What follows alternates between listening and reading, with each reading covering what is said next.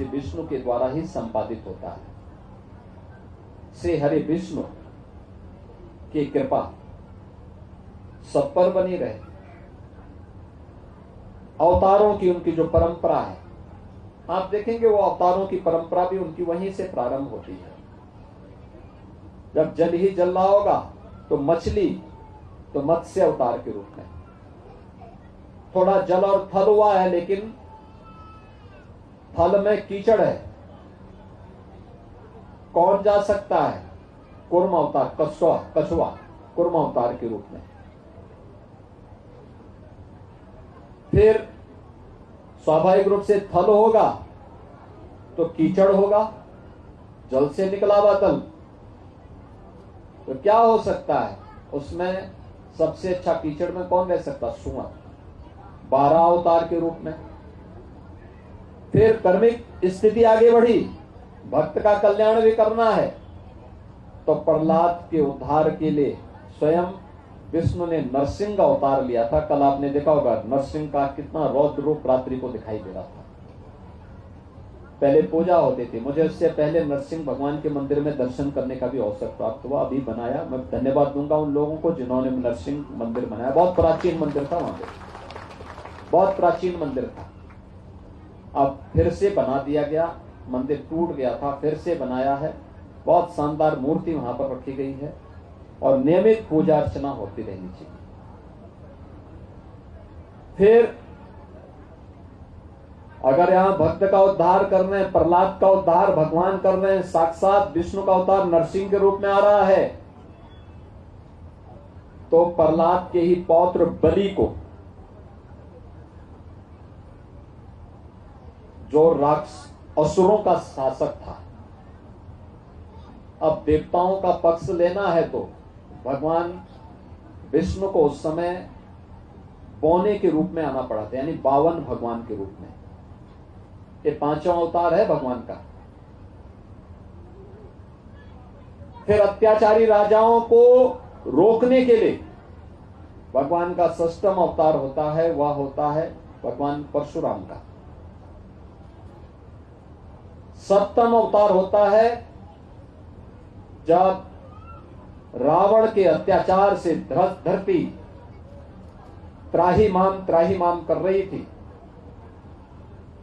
तब अवतार भगवान विष्णु का होता है। 7वें अवतार के रूप में आते हैं श्री हरि विष्णु ही श्री राम के रूप में, अयोध्या नंदन कौशल्या पुत्र के रूप में अयोध्या की धरती पर उनका जन्म होता है। और इस धरती को उत्तर से दक्षिण तक, पूरब से पश्चिम, उत्तर से दक्षिण तक पूरे भारत को जोड़ने का काम श्री राम ने किया था। राम जैसा व्यक्तित्व बहुत दुर्लभ है। भारत की सनातन परंपरा ने श्री राम को धर्म का साक्षात स्वरूप माना है। रामो विग्रहवान धर्म है, यानी राम ही धर्म है और धर्म ही राम है। हमारे दैनिक जीवन में जो कुछ भी हम करते हैं वो राम के इर्द गिर्द घूमता है। राम के बगैर कोई काम नहीं है हमारा। 8वें अवतार के रूप में भगवान श्री हरि विष्णु का कोई हुआ तो लीलाधारी योगेश्वर भगवान श्री कृष्ण कंस के अत्याचार से इस धरा को मुक्त करने के लिए उनका जो अवतार होता है श्री हरि विष्णु का, वह इस धरती पर वह होता है श्री कृष्ण के रूप में। पूरब से पश्चिम तक पूरे भारत को जोड़ने वाली कोई धारा है, वह श्री कृष्ण है। आज भी आप पूर्वी भारत में चले जाइए, पूर्वोत्तर भारत में चले जाइए, अरुणाचल हो या मणिपुर हो, त्रिपुरा हो, इन राज्यों में आपको आज भी 5000 वर्ष के बाद भी लोग एक बात को कहते हैं कि रुक्मणी जी यहीं से द्वारिका गई थी। आज भी श्री कृष्ण के माध्यम से पूरब से पश्चिम को, पूरे भारत को जोड़ने का काम होता है। और इसीलिए जब डॉक्टर राम मनोहर लोहिया से पूछा गया था कि भारत को जोड़ने की ताकतें क्या हैं, उन्होंने कहा भारत को कोई राजनीतिक शक्ति नहीं जोड़ती है, भारत को जोड़ने की 3 ताकतें हैं। याद रखना, डॉक्टर राम मनोहर लोहिया सोशलिस्ट थे, मंदिर नहीं जाते थे, लेकिन वे भारत के बारे में सही जानकारी रखते थे और भारत की परंपरा के बारे में उनके मन में बहुत अगाध आस्था थी। उन्होंने कहा था भारत को जोड़ने की 3 ताकतें हैं, और वे 3 ताकतें जब तक है तब तक भारत का कोई बाल बांका नहीं कर सकता है। वे 3 हैं, एक राम, दूसरे श्री कृष्ण, तीसरा शिव शंकर, भगवान शंकर। 12 ज्योतिर्लिंगों के माध्यम से राम ने उत्तर से दक्षिण को, कृष्ण ने पूरब से पश्चिम को, और शंकर ने 12 ज्योतिर्लिंग के माध्यम से पूरे भारत को, कण कण को भारत के साथ जोड़ करके भारत की एकता का मार्ग प्रशस्त किया है। 9वां अवतार जो श्री हरि विष्णु का हुआ है, वह बुद्ध के रूप में हुआ, करुणा के रूप, करुणा का वह रूप बुद्ध का। और 10वां अवतार जो होने वाला है वह भगवान श्री हरि का, वह है विष्णु का, वह कल की अवतार है। देखो 2026 में है हम लोग। आज से 500 वर्ष पहले संभल में हरिहर मंदिर था। बाबर के सिपह सालारों ने उस मंदिर को ठीक 500 वर्ष पहले क्षतिग्रस्त कर दिया था। वहां पे बड़ा एक स्मारक खड़ा कर दिया था। 67 तीर्थ थे, 19 कूप थे, सब पे कब्जा कर लिया था। और हमें अच्छा लगा कि जब अयोध्या में से राम जन्मभूमि मंदिर निर्माण का कार्य चल रहा था, उसी श्रृंखला में हम लोगों ने 2 वर्ष पहले संभल में एक बड़ा ऑपरेशन किया।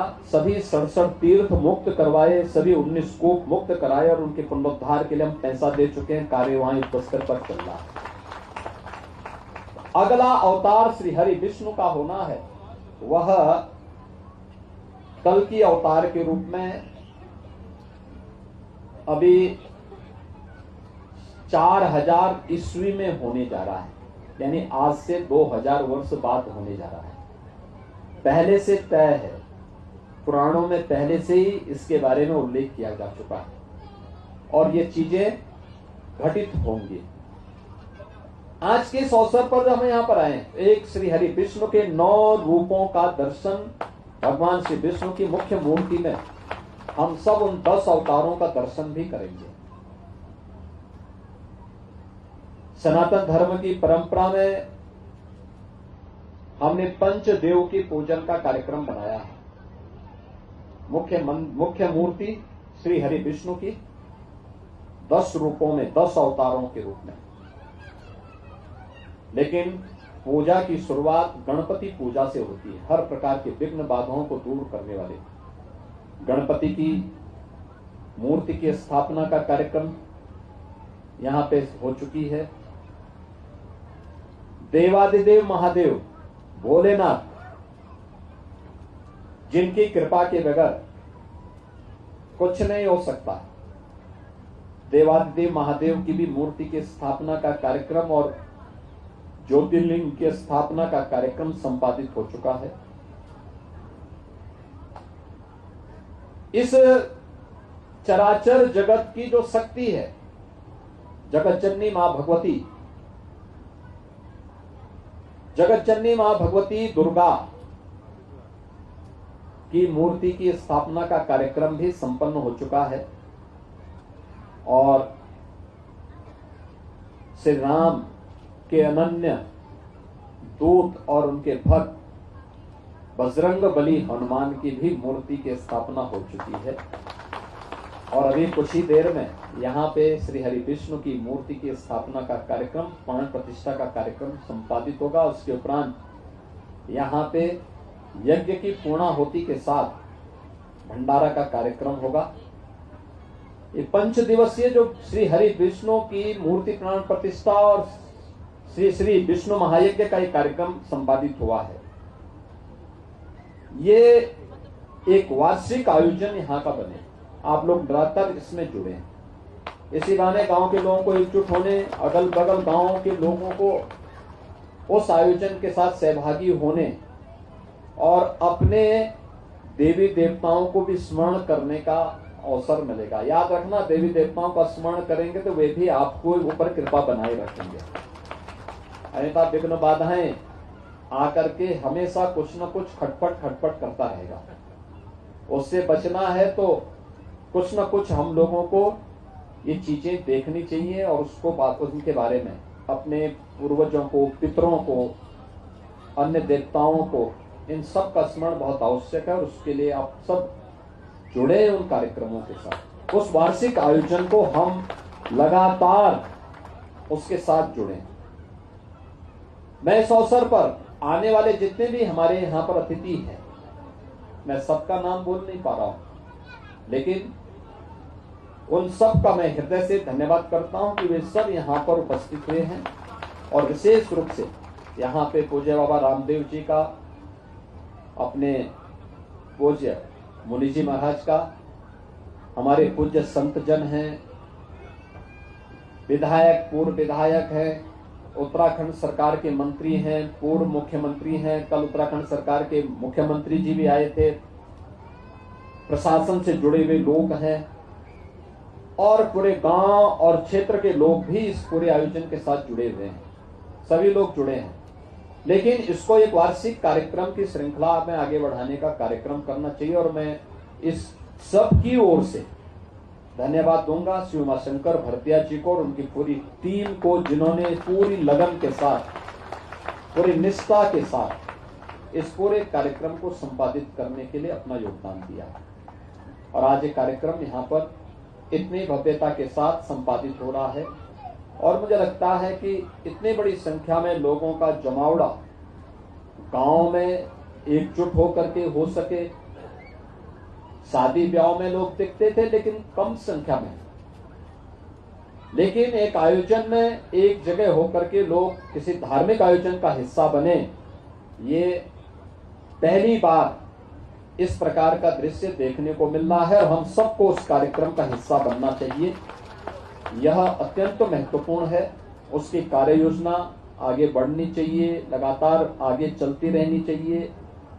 दैनिक कामकाज अपनी जगह चले, लेकिन एकजुट होकर के सामाजिक एकता का सशक्त माध्यम ही बनता है और यही सामाजिक एकता राष्ट्रीय एकता का आधार बनता है। हमारा देश और हमारा सनातन धर्म सुरक्षित है, हम सब सुरक्षित हैं। देश ही सुरक्षित नहीं होगा, सनातन धर्म ही सुरक्षित नहीं होगा तो हमारी व्यक्तिगत सुरक्षा कोई मायने नहीं रखती। और इसलिए इन सबको जीवंत बनाए रखने की का दायित्व आप सबको निभाना है और उस दायित्व के निर्वहन करने के लिए आज ये सभी कार्यक्रम यहाँ पर आयोजित किए गए। बस थोड़ी देर में मुख्य मूर्ति की भी प्राण प्रतिष्ठा का कार्यक्रम संपन्न होगा। आप सब यहाँ पे बैठेंगे, इसके बाद पूर्णाहुति का कार्यक्रम संपन्न होगा और फिर इसके बाद भंडारे का कार्यक्रम संपन्न होगा। इन सभी कार्यक्रमों के साथ आपका जुड़ाव अत्यंत महत्वपूर्ण होगा। मैं आज के इस अवसर पर एक बार फिर से यहाँ पे जिन देव विग्रहों की स्थापना का कार्यक्रम संपन्न हो रहा है उन सब से, और जिन यहाँ पर देवी देवताओं का कल आह्वान भी हो रहा था और उनकी साफ झलक दिखाई दे रही थी, उन सब से भी प्रार्थना करूंगा कि हो सकता है कि यहाँ के कुछ लोगों ने हो सकता विस्मृत किया हो उनको, लेकिन ऐसा नहीं है।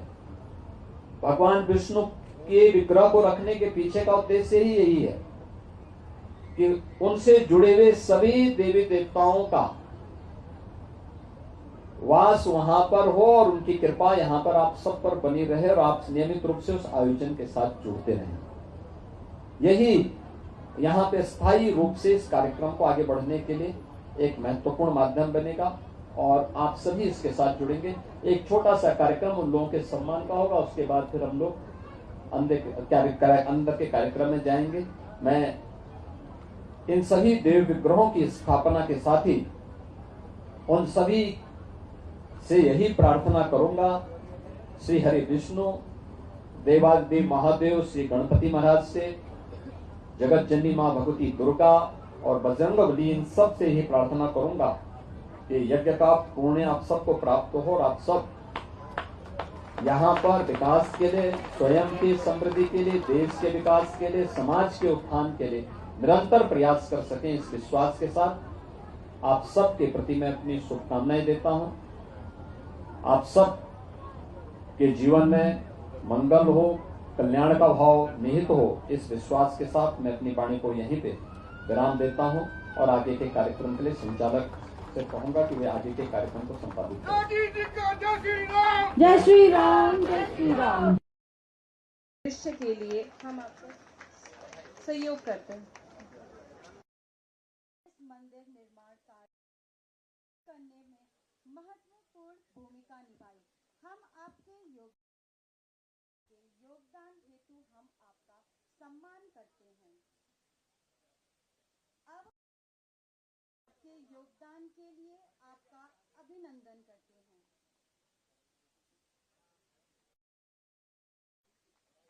अब हम सादर आमंत्रित संपूर्ण ऑनलाइन के लिए आपका धन्यवाद। अब हम सादर श्री कुशल पवार जी अभिवादन करते हैं। ध्यान देने का कार्य किया। हम पूरे परिवार का हार्दिक धन्यवाद करते हैं। के लिए